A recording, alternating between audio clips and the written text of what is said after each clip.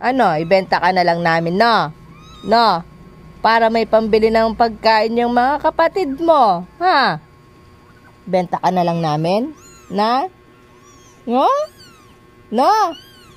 Tingnan mo sila, wala na silang makain, kawawa sila, no? Benta ka na lang namin, no?